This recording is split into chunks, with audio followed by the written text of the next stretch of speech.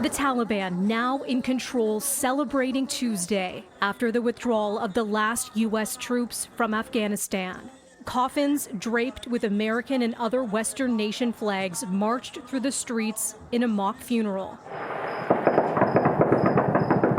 Gunfire ringing out, hailing the Taliban victory. Militia fighters seen touring the now abandoned Kabul airport. The Pentagon says the U.S. military equipment left behind is unusable. They can inspect all they want. They can look at them, they can walk around, but they can't fly them. They can't operate them. We made sure to demilitarize, to make unusable all the gear. Now a national address coming from the U.S. president on the end of America's longest war. More on what Joe Biden had to say in just a minute. But first, hours before he spoke, we heard from Canadian officials who confirm there are more than 1,200 people with ties to Canada now stranded in Afghanistan. The advice for them, stay put in a safe place. The situation at this point is uncertain. We're trying very hard to get the Taliban to agree to allow people to leave safely. And obviously, we're also working on trying to get the airport open again.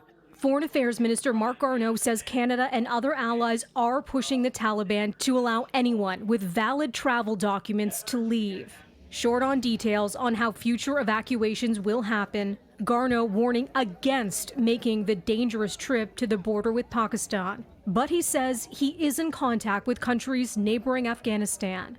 With Allied evacuation operations ending, we're moving to the next phase of our efforts. Defending the government's response, which has been slammed as too slow to help Canada's Afghan allies, Immigration Minister Marco Mendicino says immigration officials are processing applications as quickly as possible. And he announced that Canada has agreed to accept 5,000 Afghans evacuated by the U.S.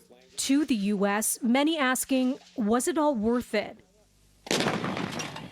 Thousands killed and hurt, $2 trillion spent over 2 decades, adding up to the longest U.S. war. The chaotic final days saw some 200 killed, and while more than 120,000 people were airlifted out, others were left behind. I'm the 4th president who has faced the issue of whether and when to end this war. Facing fierce criticism, Biden defending his decision once again to pull out American troops, a move that's left Afghanistan in the hands of the Taliban. I refuse to continue a war that was no longer in the service of the vital national interest of our people.